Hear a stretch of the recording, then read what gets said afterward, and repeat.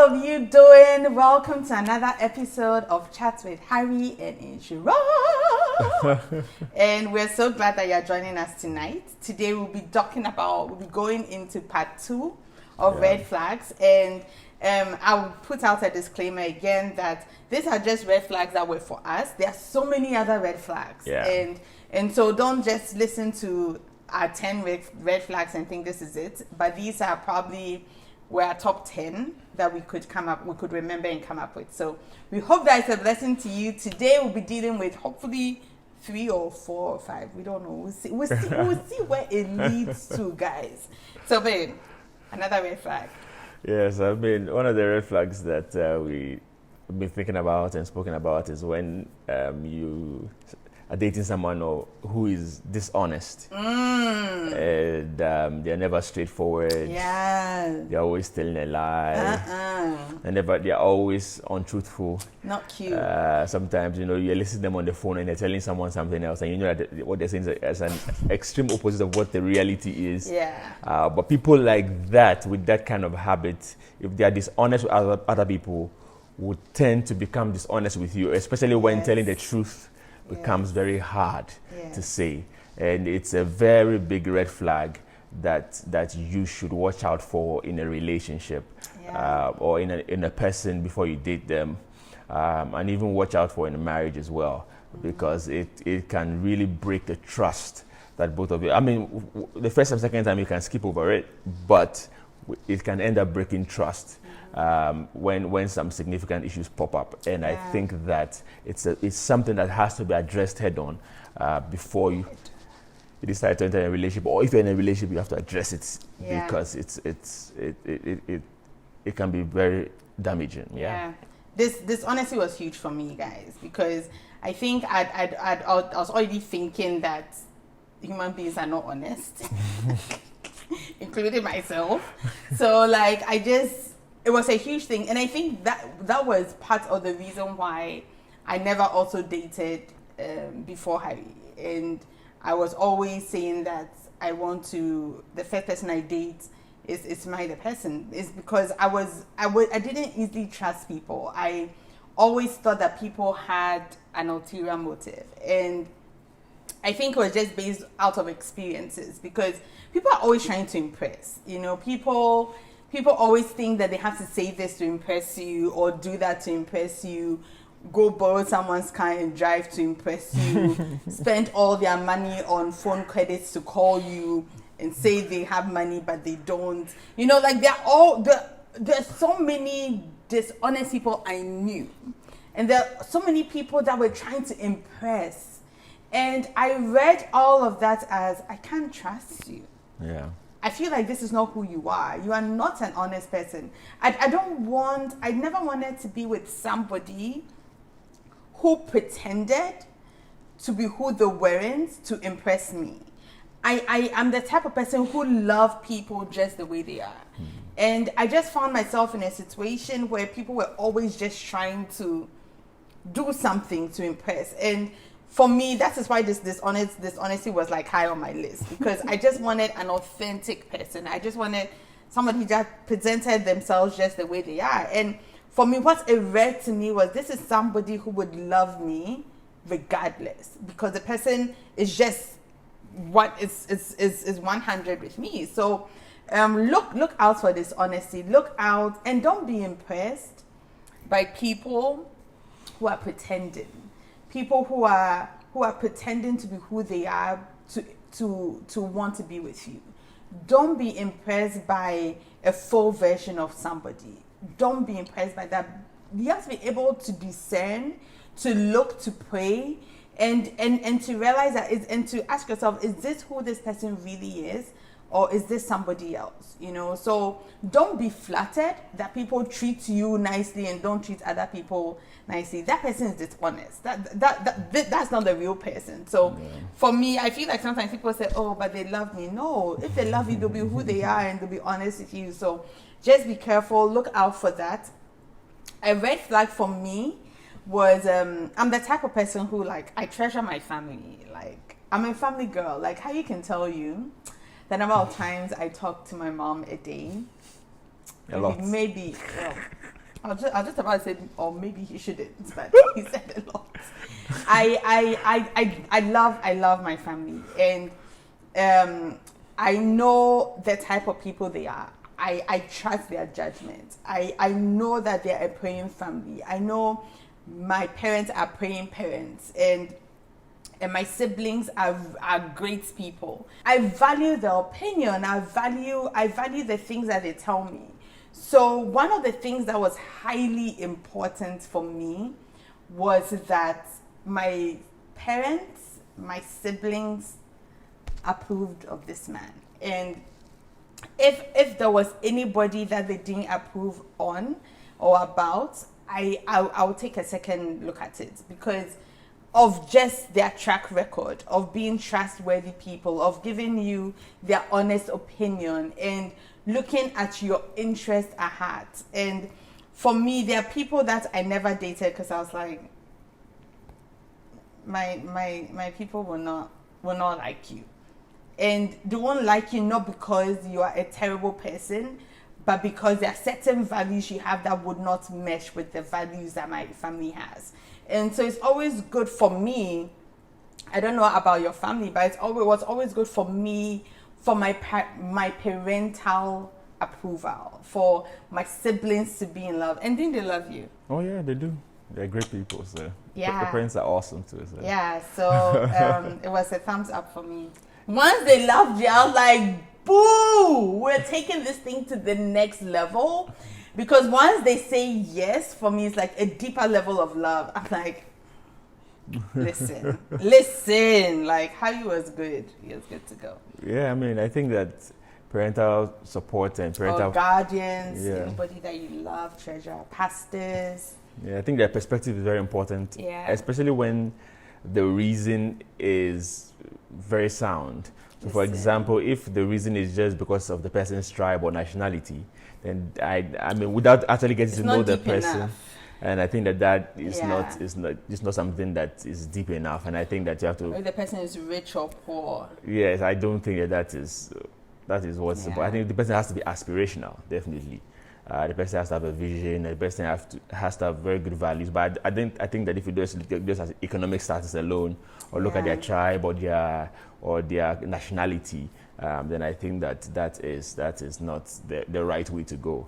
And but I think that we need those perspectives, because there are things that we cannot see that our family and our significant friends can see that we can't see, and so we also need their perspective and their buy-in to be able to make a more sound decision for our relationship and our marriages. Yeah. So make sure you're talking to someone. And I think there are lots of, I don't know if we've spoken about this on this channel before, but let your relationship be accountable to someone.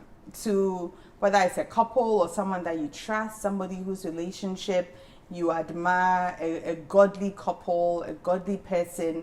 Submit it to someone. Give someone the permission to ask you questions about your relationships. And someone that you're not going to raise a wall and be offended when they ask you certain questions. I always think that we just do it by ourselves. We think we know it all, but we don't know it all.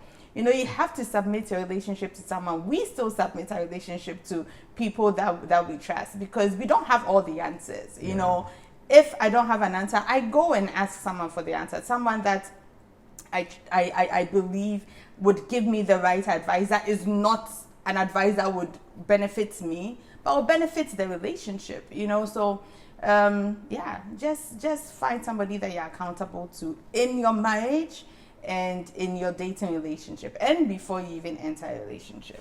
Yeah, and another red flag that we thought about was extreme selfishness. That's someone is extremely selfish with their time, with their resources. I mean, that is just a big no. Yeah. I mean, when all they think about is themselves and nobody else, and you're not even in the picture. They are their only priority. I think that is very dangerous. I mean, because then you are basically not ready to be in a relationship. If you can't also think about someone else and value someone else, their contribution, willing to spend time with them, willing to spend money. I think that is, if you can't do that, then spend that money. I think that is really a big. And we're not talking about spending all your money or spending all your time, but we're talking about, because of the value that you see in them, you are willing to also give. You're willing to also spend time with them. You're willing to also make time for them. I think that is very important. And somebody who's extremely selfish cannot express the kind of love in a relationship that can be the fuel for that relationship. And I think that is something to look out for. I totally agree. Selfishness is one of the main reasons why marriages don't work. And for me, I tend to check myself all the time, because we are human beings, and we all tend to be quite selfish. And I even had to make it a point to stop saying things that I want my own space. Because I realize that the more I say it, the more selfish I become.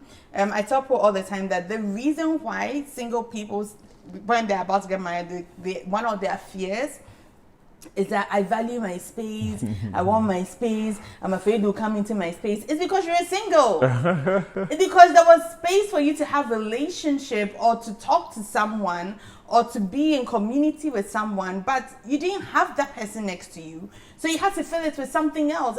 And so now your whole life is, I'm valuing my own space. But when you get married, now when it comes to your own space, guys, don't be selfish about that.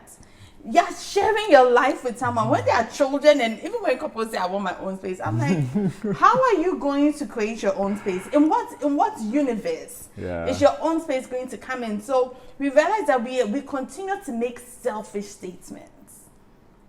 And for me, one of the things that I'm very cautious about is that I'm constantly not making selfish decisions.